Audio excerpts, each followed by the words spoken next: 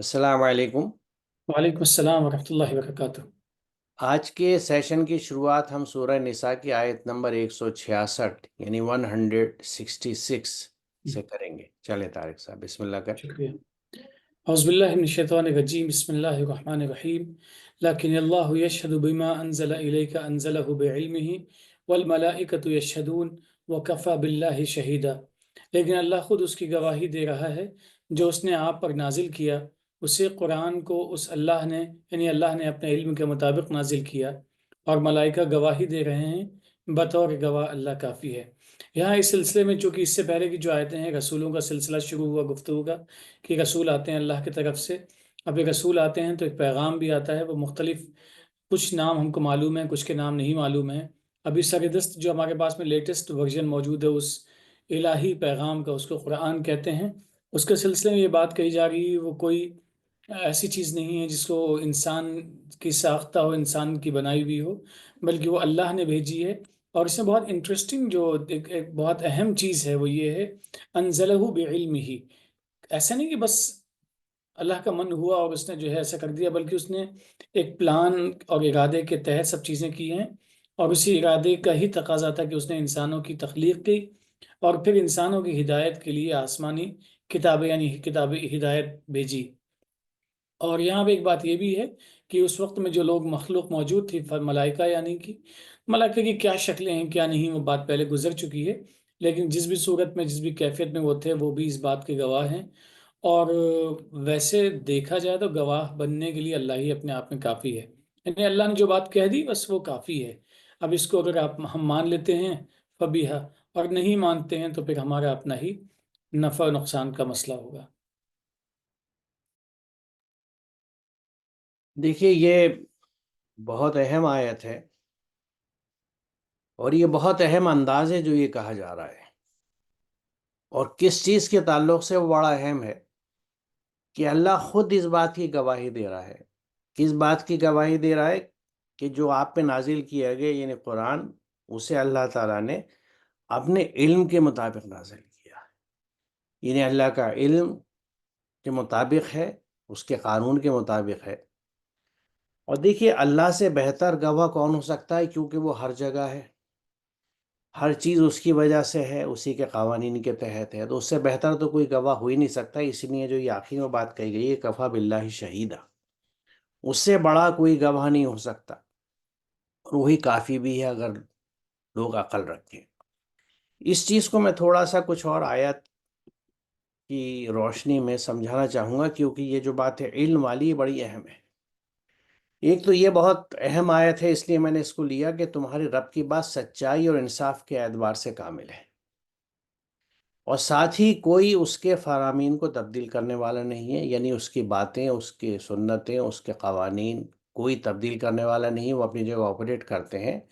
اور تیسری بات یہ کہ وہ سب کچھ جانتا ہے اور علم رکھتا ہے ہر چیز کا، سب سے زیادہ علم رکھنے والی وہ ہستی ہے جو ہر چیز سے واقف ہے۔ اب یہی علیم ہستی جو ہے اس نے اپنے علم کے مطابق اس قرآن کو ہمیں دیا ہے۔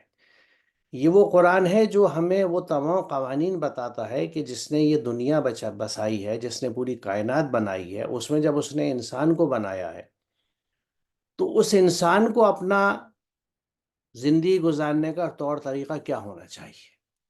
یہ بات اس لیے بھی اہم ہے کہ انسان کی حیثیت تو کائنات میں کچھ ہے ہی نہیں، بلکہ اگر ہم سولر سسٹم میں بھی دیکھیں اپنے نظام شمسی میں تو وہ بھی کچھ نہیں ہے۔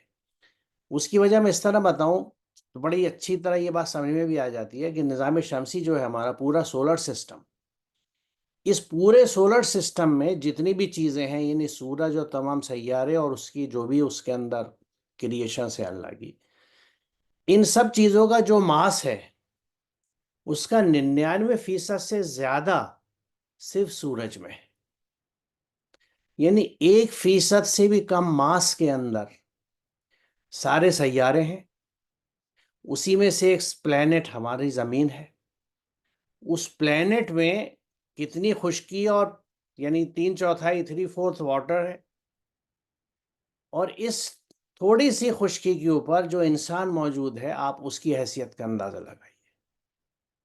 یعنی پورے سولر سسٹم میں 99% سے زیادہ صرف ماس سورج کا ہے، 1% سے بھی کم میں جس میں پورے سیٹ یعنی سسٹمز آ جاتے ہیں ہمارے سیٹ میں، یعنی سیارے آ جاتے ہیں سولر سسٹم کے، اس میں زمین بھی اور زمین بھی انسان، بے حد حقیر۔ لیکن ایک یونیک چیز پورے یونیورس میں جو ملتی ہے کہ اس ایک کریشن کو اللہ تعالیٰ نے اپنی چوائس دے دی ہے، ڈیسیزن کی پاور دے دی ہے کہ تم اللہ کے ان قوانین پہ چلو جو اس نے پوری کائنات میں ہر چیز میں انگرین کر رکھے ہیں، یعنی باقی جتنی کریشنز ہیں اس میں ان کا پورا لائف سائیکل، لائف اسٹائل، کیا انہیں کرنا ہے، کیسے کرنا ہے، کب کرنا ہے، یہ ایک طرح سے ایمبیڈڈ ہے، جیسے ہم چپ میں پروگرام ڈال دیتے ہیں۔ ایک کریشن انسان ایسی ہے جس کو اللہ تعالیٰ نے اس کے اندر ایمبیڈ نہیں کیا، فکس نہیں کیا، اس کی کیا ذمہ داریاں ہیں وہ بتا دی اور چوائس اسے دے دی کہ اب چاہو تو چلو، چاہو تو نہ چلو۔ تو یہ بات جب کہی جا رہی ہے نا کہ اللہ تعالیٰ نے اپنے علم کے ساتھ اس قرآن کو، یعنی یہ جتنے قوانین ہیں جو تمہیں لائف اسٹائل اللہ بتا رہا ہے، یہ وہ قوانین ہیں جن قوانین پہ پوری کائنات چلتی ہے۔ اگر پوری کائنات میں بیلنس ہے تو وہ قرآن میں بھی ہمیں بیلنس کے متعلق بتاتا ہے۔ یہ اس نقطے سے اس کو سمجھنا چاہیے۔ اور ایک یہ بات قرآن کے تعلق سے کہ سچی بات، حق بات اور پوری وضاحتوں کے ساتھ صرف اللہ یعنی یہ قرآن لیتے آتا ہے، یہ بھی بہت اہم نقطہ ہے، کیونکہ اس سے پہلے جو آیتیں میں بتا دی ہے کہ کافروں کا کہنا یہ تھا کہ سارا قرآن یہ ایک دم کیوں نہیں آ گیا، اس طرح کی باتیں تھیں۔ تو اللہ تعالیٰ نے کہا کہ اصل بات تو ہم لے کے آتے ہیں جو حق ہوتا ہے، اور بہترین وضاحتوں کے ساتھ لیتے آتے ہیں۔ کس طرح لے کے آتے ہیں؟ اسی ایک قرآن کے ذریعے جس کو اللہ تعالیٰ نے اپنے پورے علم کے ساتھ اتارا ہے، کیونکہ اس کا پورا علم کے ساتھ اتارنا اس آیت سے ریلیٹڈ ہے کہ وہ حق ہے اور وہ بہترین تفسیر ہے اپنے آپ میں، یعنی قرآن جو ہے اپنی وضاحتیں، اپنی تفسیر خود بیان کرتا ہے، یعنی اللہ تعالیٰ خود بیان کرتا ہے، قرآن خود اس چیز کو نیریٹ کرتا ہے۔ اب ان قوانین کے ساتھ جو اللہ تعالیٰ نے ہمیں دیے ہیں اس دنیا میں رہنے کے اور اس دنیا کے ریسورسز کو ہینڈل کرنے کے، کہ یہاں جن چیزوں کا آپ کو خلیفہ بنایا ہے، زمین میں کسٹوڈین بنایا ہے، وارث بنایا ہے، آپ ان چیزوں کو کیسے ہینڈل کریں۔ اگر آپ قرآن کے احکامات کے حساب سے ہینڈل کریں گے تو یہ پورا پلینٹ، اس میں رہنے والے سبھی کریچرز اور آپ خود بھی بہت سکون کے ساتھ رہیں گے۔ لیکن اگر آپ نے ایسا نہیں کیا تو اس کا نتیجہ کیا ہوگا؟ یہ اس آیت میں بتایا جا رہا ہے کہ فساد، خشکی اور تری میں ظاہر ہو گیا، یعنی پھیل گیا ہے، اس سے جو کمائے لوگوں کے ہاتھوں نے ان کے اعمال کے سبب، یعنی اللہ کے بتائے ہوئے قوانین سے ہٹ کے جب ہم اپنی ذات کو اور اللہ کے ان تمام ریسورسز کو، ان نعمتوں کو جو ہمیں دی گئی ہیں، ان کو اگر مس ہینڈل کرتے ہیں، یعنی قرآنی احکامات سے نہیں خرچ کرتے، استعمال کرتے، تو پھر فساد پھیل جاتا ہے۔ اور آج اس بات کو ہم یہ کہہ سکتے ہیں، کیونکہ اگر ہم یہ مان کے بھی چلیں کہ کئی ہزار سال یا 10,000 سال سے زائد ہو چکا ہے انسان کو اس زمین کے اوپر، تو اس میں رفتہ رفتہ جب تک وہ اللہ کے قوانین کے حساب سے چلا، سین دوسرا تھا۔ آج بالکل ایک طرح سے انسانی منمانی کا دور آ چکا ہے۔ جس کے پاس طاقت ہے، جس کے پاس ٹیکنالوجی ہے، وہ ریسورسز کو جس طرح چاہے ایکسپلائٹ کرتا ہے۔ اس کے نتیجے میں آج جتنی طرح کے پالوشن اور ڈسٹربنسز ہمیں دکھتے ہیں، تو یہ آیت اس کی طرف اشارہ کرتی ہے کہ تاکہ ان کے بعض اعمال کا مزہ انہیں چکھائے، وارننگز ہیں یہ، کیوں؟ شاید وہ باز آ جائیں، وہ پھر رجوع کر لیں۔ کس سے رجوع کر لیں؟ یہ نہیں کہ مصلی پکڑ کے نفل پڑھتے چلے جائیں اور تسبیحات پڑھنے لگے، عمل میں صالح عمل کرنے لگے، فساد کے ختم کریں، وہ مفسد ہونے کی جگہ مصلح ہو جائے۔ اللہ تعالیٰ کی جو کائنات ہے اس کے تمام وسائل کو وہ اس طرح استعمال کریں جس طرح اللہ کا حکم ہے۔ تو یہ علم کے تعلق سے بڑی اہم چیز ہے کہ اللہ تعالیٰ نے اس قرآن کو اپنے علم کے مطابق نازل کیا، اس لیے ان چیزوں کو سمجھنا بڑا ضروری تھا۔ اب علم کے تعلق سے یہ آیت بڑی اہم ہے کہ اللہ نے ہر شے کا علم سے احاطہ کیا ہوا ہے، یعنی یہ وہ رب اپنے بارے میں بتاتا ہے کہ اللہ نے ہر چیز کا علمی احاطہ کر رکھا ہے، یعنی اس کائنات کے، اور اسی علم کی مدد سے، اس علم کے مطابق اس نے قرآن نازل کیا۔ اب ان دونوں باتوں کو سمجھنے کے بعد کہ یہ قرآن اللہ تعالیٰ کے علم کے مطابق نازل ہوا، اللہ تعالیٰ نے ہر چیز کا علمی احاطہ کر رکھا ہے، اب وہ اپنے بندوں سے جو اس پہ ایمان لائے ہیں کیا کہتا ہے؟ سورہ نمل کی 83 سے 85۔ کہ جس دن ہم ہر امت میں سے فوج کی فوج جمع کریں گے ان لوگوں کی جو ہماری آیتوں کو جھٹلاتے تھے، پھر ان کی جماعت بندی کی جائے گی، یہاں تک کہ جب وہ آ جائیں گے تو اللہ تعالیٰ ان سے پوچھے گا کہ تم نے میری آیت کو جھٹلایا تھا، حالانکہ تم ان کو اپنے احاطہ علم میں بھی نہیں لائے تھے۔ قال کذبتم بآیاتی ولم تحیطوا بها علما ماذا کنتم تعملون، تم یہ نہیں کر رہے تھے تو کیا کر رہے تھے؟ اور ان پر وعدہ عذاب پورا ہو گیا، اس لیے کہ انہوں نے ظلم کیا تھا، پس وہ بول نہ سکیں گے۔ ظلم کیا کیا؟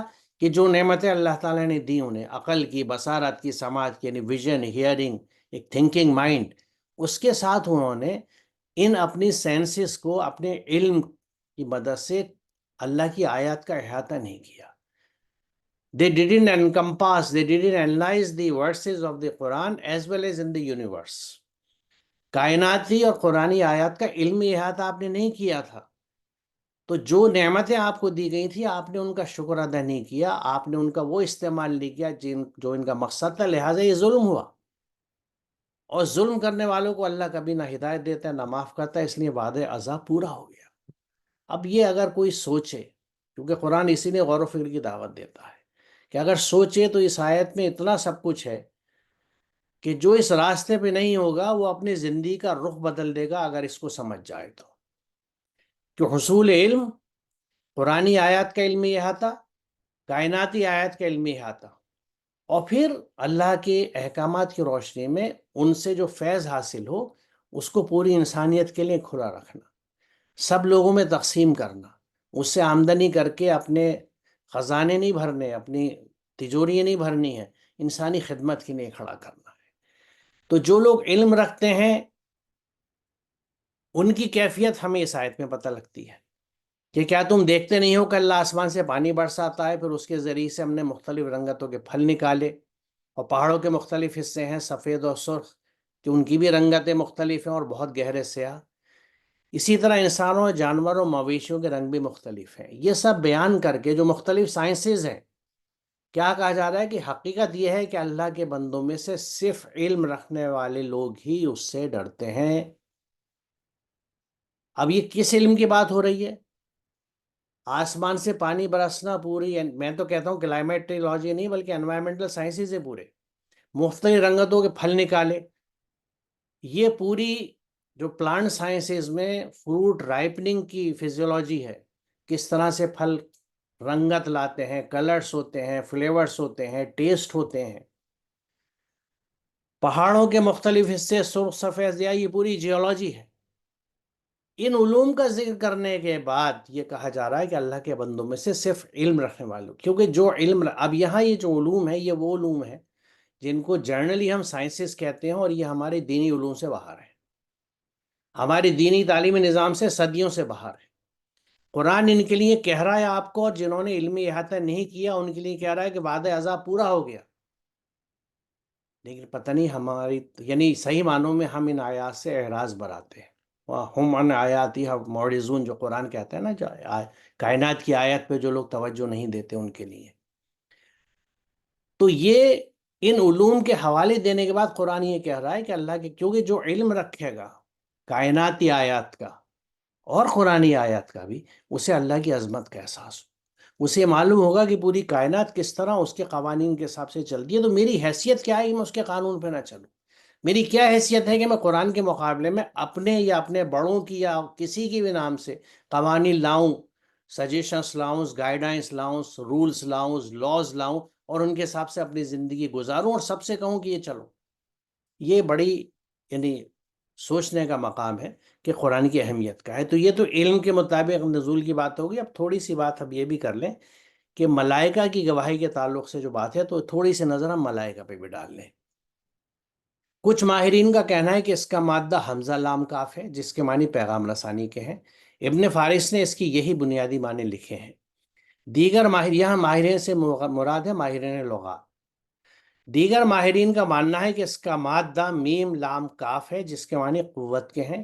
قرآن کریم میں ملائکتن کو پیغام رسا کہا گیا ہے، لیکن پیغام رسانی ملائکہ کے بہت سے کاموں میں سے ایک ہے۔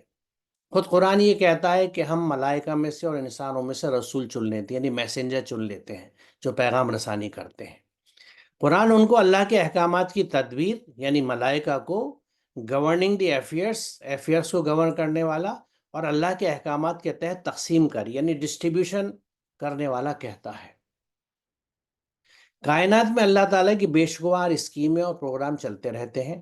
اللہ کے احکامات کے مطابق ملائکہ، جن کو عام طور سے اردو میں فرشتے کہا جاتا ہے، ان کی جماعتیں اپنے آپ یا اور متعلق کائناتی قوتوں کے ساتھ ان اسکیموں اور پروگرام کو پایہ تکمیل تک پہنچاتے ہیں، یعنی انہیں کمپلیٹ کرتے ہیں۔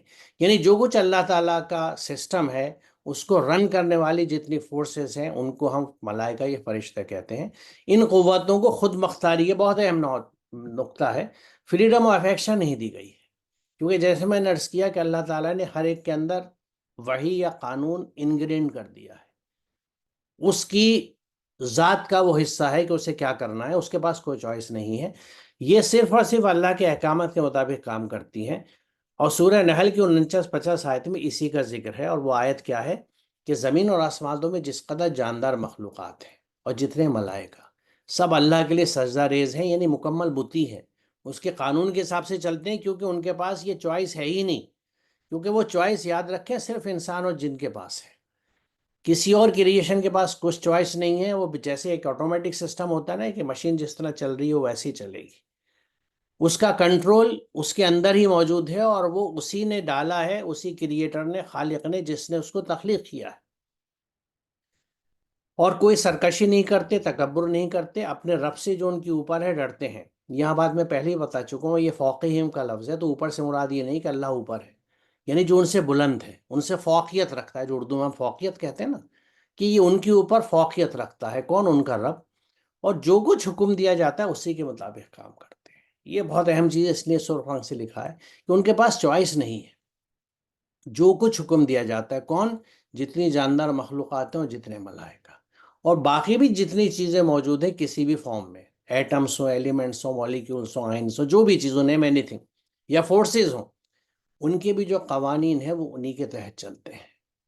کبھی کوئی قانون، کبھی کوئی فورس اپنے گائیڈنگ پرنسپل سے بغاوت کر ہی نہیں سکتی، کیونکہ جیسے میں نے عرض کی کیپیسٹی ان کے اندر نہیں ہے، انہیں اسی طرح چلنا ہے جس طرح چلیں گے۔ یہ کیفیت جو ہے یہ صرف انسان کے پاس ہے کہ وہ اس کو ایک چوائس اللہ تعالیٰ نے دی ہے۔ تو یہاں پھر اگر اس آیت کی طرف ہم واپس آتے ہیں تو اس میں اللہ تعالیٰ مضبوطی کے لیے یہ بات کہہ رہا ہے کہ اللہ خود اس بات کا گواہ ہے کہ یہ قرآن اس نے اپنے علم کے مطابق اتارا ہے، یعنی اس میں جو چیز ہے وہ اللہ کے علم اور اللہ کے قانون کے مطابق بیان کی گئی ہے۔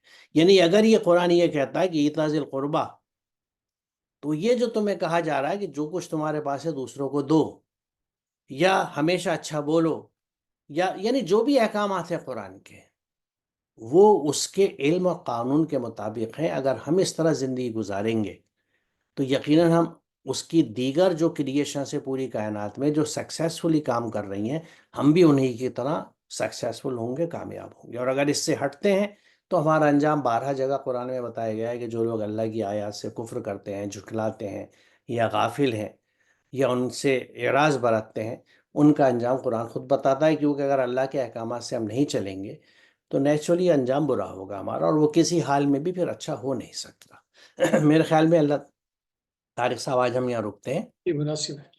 اور انشاءاللہ اگلے سیشن میں اس سے آگے چلیں گے۔ السلام علیکم۔ وعلیکم السلام ورحمۃ اللہ۔